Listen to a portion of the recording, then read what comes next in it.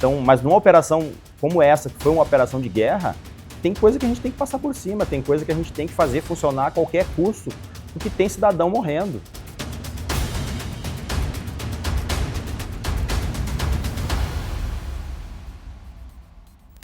Seja muito bem-vindo a mais um programa Metamorfoses, que fala das mega transformações acontecendo na nossa vida, no nosso trabalho, através das mudanças da tecnologia com as pessoas que estão fazendo essas transformações acontecerem. E o craque do programa de hoje é Léo Biscaglia, da Procergs. Léo, seja muitíssimo bem-vindo. Prazer ter você aqui com a gente. Prazer é meu, obrigado pelo convite, é uma honra estar aqui fazendo parte desse projeto.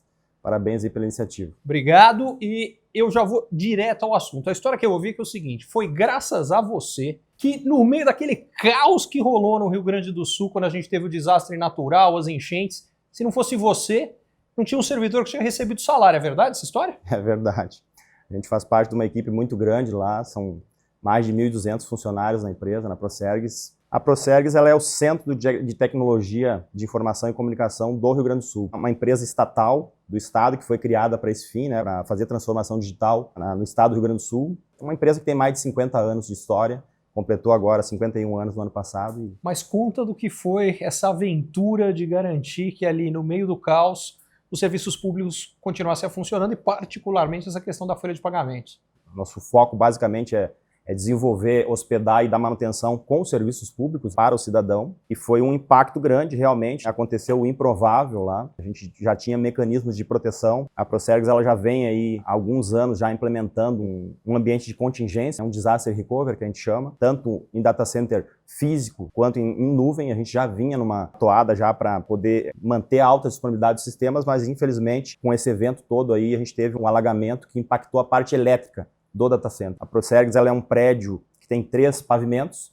Nosso data center fica no 2º pavimento e na parte de baixo, que pega um pouco do subsolo, era onde estavam lá todos os nossos geradores, sistemas de UPS lá, de no-break, os quadros elétricos, e quando a água começou a vir, por questão de segurança elétrica, teve que ser desligado e a gente se obrigou, infelizmente, a ter que desligar também o data center, até para não ter nenhuma perda de dados. Né? Perfeito. E entendo eu que a solução foi nuvem. Também foi solução nuvem, né? Quando a gente começou a ver que o perigo era real, que a água realmente estava vindo, obviamente a gente já tinha feito uma análise ali até de estudos topográficos para saber exatamente aonde a gente estava em relação ao nível do Rio Guaíba. Sim. A gente já começou a se preparar. Várias ações de contingência e até preparação de mais ambientes na nuvem. Também começamos a acelerar mais ainda a migração de sistemas para o outro data center, né? Como eu falei, a gente estava indo numa linha, mas infelizmente a calamidade chegou mais rápido que a nossa capacidade de ter essa alta disponibilidade, né? Quer dizer, me parece que vocês tiveram uma situação parecida com o que grande parte dos brasileiros viveram, que as empresas viveram,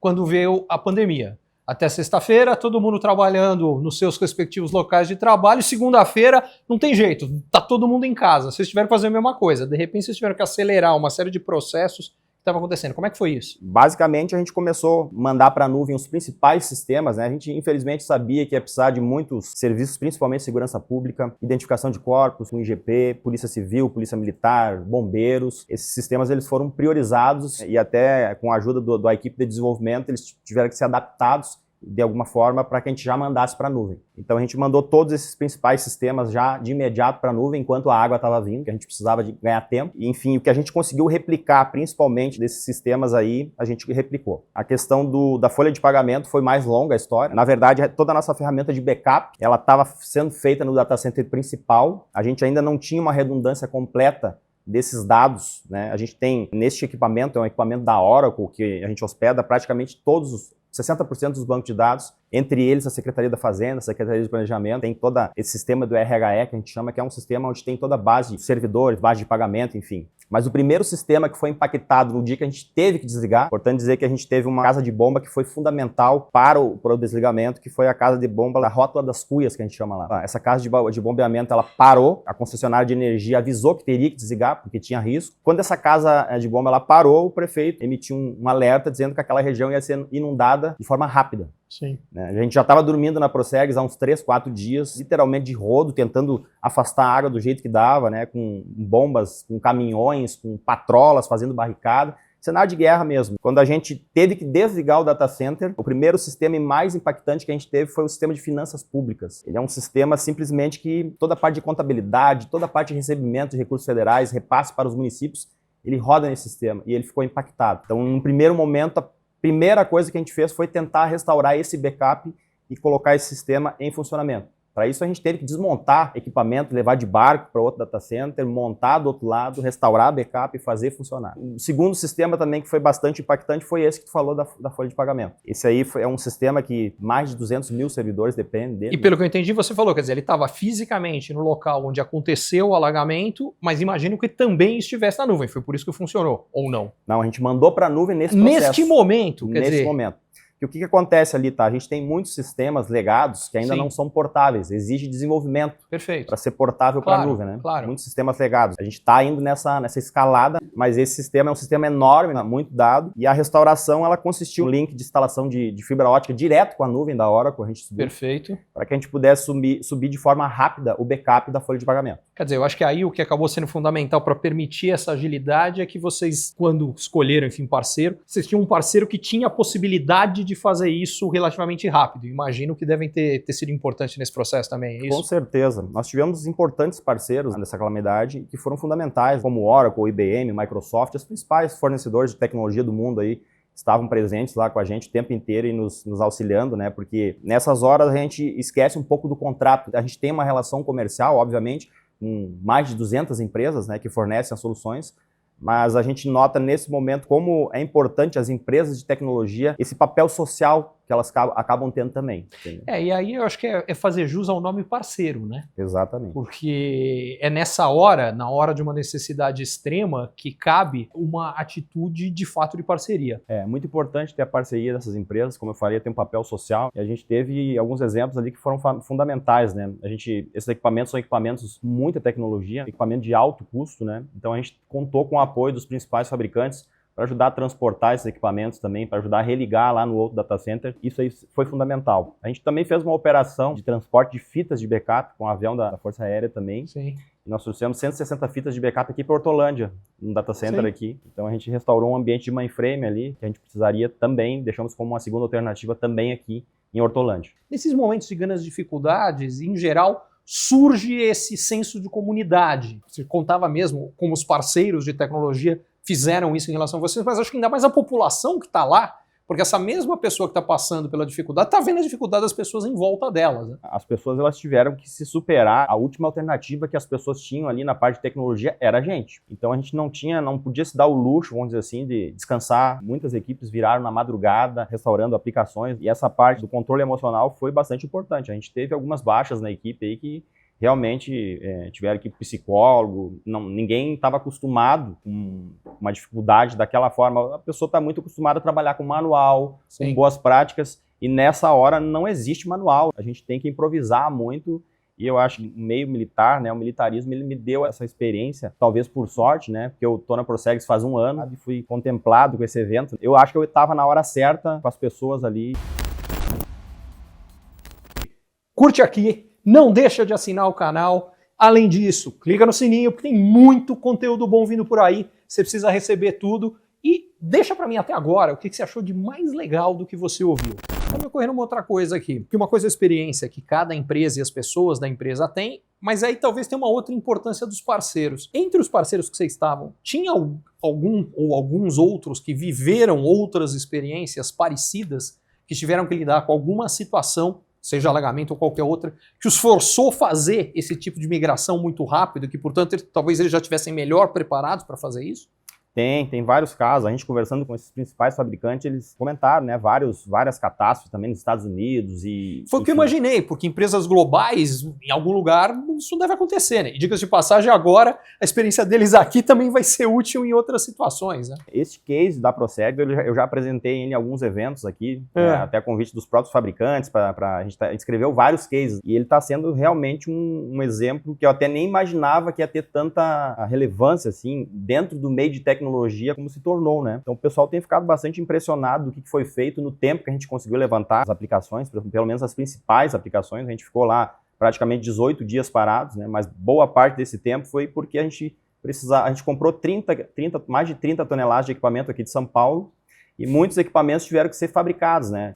Teve a situação de que ainda teve que ser fabricado nesse O que acontece? A energia de Porto Alegre lá ela é 220 e o equipamento que a gente comprou aqui era 380 volts. Então a gente teve que mandar fabricar aqui em São Paulo uns transformadores. Perfeito. E isso demorou mais de 10 dias só, o pessoal enrolando aqui os transformadores e fazendo todo o processo de confecção deles. Isso aí foi um fator que nos prejudicou bastante, né? Não ter esses equipamentos à pronta entrega. E isso chama a atenção de uma outra coisa interessante, né? Que é a questão de padrões.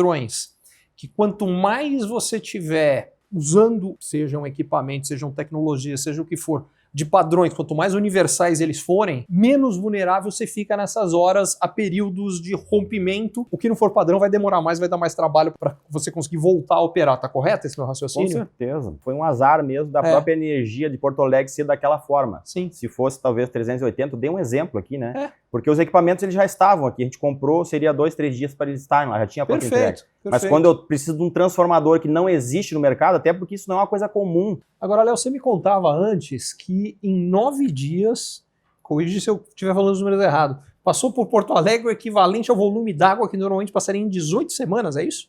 Correto. O Rio Guaíba, ele é uma espécie de funil, né? A gente tem mais de 4, 5 rios que desaguam ali. Sim. E não foi tanta chuva tanto em Porto Alegre quanto nessas outras regiões. Perfeito. Né? Então, realmente, o volume d'água que passou por ali é equivalente à metade da usina de Itaipu, né? É muita água, né? Teve locais no Rio Grande do Sul que o nível do rio subiu a 30 metros, a mais de 30 metros, um prédio de 10 andares. Imagina o tamanho e quantidade de água. É água que não acaba mais. Agora, você já contou pra gente o que foi a resposta que vocês tiveram a esse desastre ambiental para evitar que o desastre humano fosse até maior do que infelizmente aconteceu. Eu queria saber agora, vamos olhar ao contrário, vamos olhar para frente em vez de olhar para trás. O que vocês estão fazendo com inteligência artificial e como você acha que no futuro a inteligência artificial pode ajudar ou evitar esses problemas ou fazer que quando eles aconteçam as respostas sejam ainda melhores, ainda mais rápidas do que já foram, se é que é possível. Uma coisa importante, a gente está utilizando, né, bastante a inteligência artificial, é para próprio desenvolvimento de aplicações legadas, migrações de aplicações legadas. Perfeito. Então, é aquilo que eu tinha te falado, que a gente tem algumas dificuldades de mandar certas aplicações que ainda não estão portáveis para a nuvem.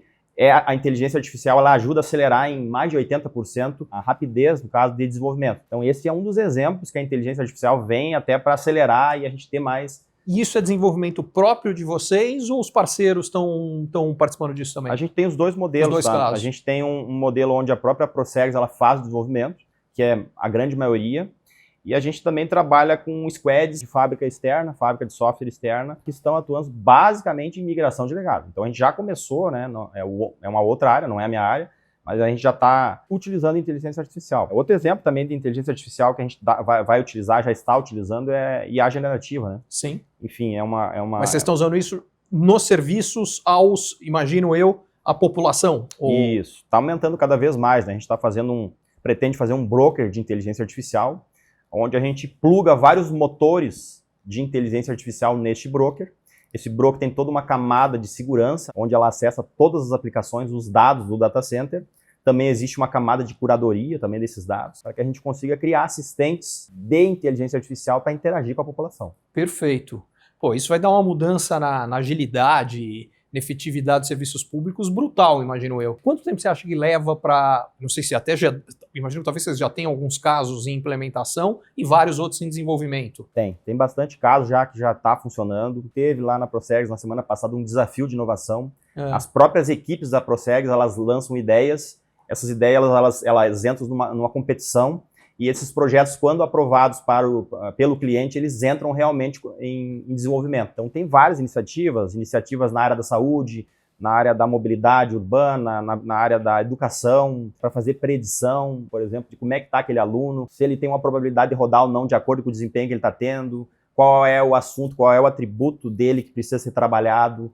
Então, assim, tem vários exemplos nessa área de IA que a gente já está trabalhando. E você imagina que isso, além de, obviamente, todos os ganhos de qualidade de serviço, também terão impactos do ponto de vista de gestão de risco que são relevantes? Com certeza, né? Com certeza. A gente tem várias ferramentas de monitoramento e ela faz, como eu te falei, uma predição já para a probabilidade de acontecer uma coisa. Uhum. Então, a grande sacada é a gente trabalhar a base histórica e projetar isso com inteligência artificial. E para isso, por sua vez, a condição sine qua non é ter uma organização dos dados, um data lake acessível que esteja funcionando bem. Exatamente. Então a gente tem um Data Lake já na Procergs, a gente está em fase de migração dele para a nuvem também, até porque tem estratégias ali, tem basicamente 3 grandes potes, né? A gente tem o data center principal, a gente tem o data center secundário e temos a nuvem. Então tudo que a gente vai fazer dentro dessa alta disponibilidade, dentro desses pilares, está sendo estudado em cima desses 3 mundos. Tem coisas que nativamente eles já vão rodar na nuvem, tem coisas que vai rodar nos 2, tem coisa que vai rodar aqui na nuvem, tem coisa que vai rodar aqui e lá. Então é um quebra-cabeça que a gente está montando. Desde as enchentes a gente aprendeu muito, já avançamos muito, né, nessa parte de alta disponibilidade. Já tem serviços que já estão rodando na nuvem. Hoje, se tivéssemos uma enchente novamente, eu teria condições de executar a folha de pagamento normalmente, praticamente. Então, assim, avançou bastante coisa depois nesse período. Né? Perfeito. Deixa eu saber uma coisa, vocês têm tido algum tipo de problema com Shadow AI? Quer dizer, gente da equipe de vocês está usando plataformas tradicionais de inteligência artificial e onde subindo dados eventualmente que não deveriam se tornar públicos e que estão sendo colocados? A gente tem um cuidado muito grande para isso aí e por isso que eu falei da questão da curadoria, né? Tem Perfeito. Toda uma questão de LGPD envolvida também aí e com certeza a gente tem essa preocupação de onde esses dados estarão armazenados e de que forma eles vão ser disponibilizados. Tem uma assessoria lá especificamente que trata de políticas de segurança e essa preocupação é permanente lá na nossa empresa. E que me parece que a solução para isso é, de novo, você tem que ter os dados bem organizados num data lake, ter aplicativos que são funcionais, que ajudam quem tem que mexer com esses dados, poder ter acesso e fazer análise a partir deles, para que eles, dentro das próprias ferramentas de vocês, possam fazer isso, e aí não tem razão nenhuma deles experimentarem nenhum tipo de outra ferramenta, porque além, obviamente, de todos os cuidados que devem ser tomados para evitar que isso aconteça, melhor forma é que as pessoas não tenham razão para fazer isso. Exato. Hoje tem diversas ferramentas já que ela cria uma camada em cima dessa camada de dados e tu consegue fazer roteamento, permissionamento exatamente de qual dado que vai ser exposto. Para quem. Exatamente. São ferramentas que a gente está aí prospectando e em breve a gente pretende ter uma ferramenta desse tipo. Já temos alguma coisa, mas não nesse nível ainda, né? Então, mas a gente pretende... Mas é algo que você acredita que é um próximo passo em breve, né? A gente vai investir muito em monitoramento também, cada vez mais em monitoramento, cada vez mais em aplicações na nuvem, né? Como eu falei, a gente criou uma nuvem privada, mas a gente tem nuvens públicas que a gente quer explorar bem mais do que a gente já explora hoje, né?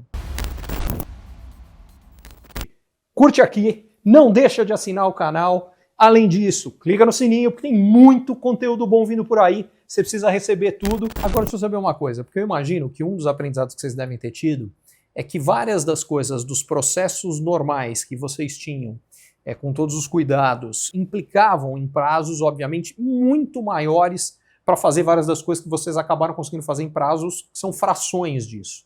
O que você aprendeu nisso aí, de coisas que talvez não necessitassem de, eu não sei se o termo é de tantas salvaguardas, mas que os processos não fossem tão longos ou tão travados? O que você aprendeu que pode ser feito com mais agilidade? Olha, é como eu falei, né? No dia a dia a pessoa ela trabalha com um processo definido.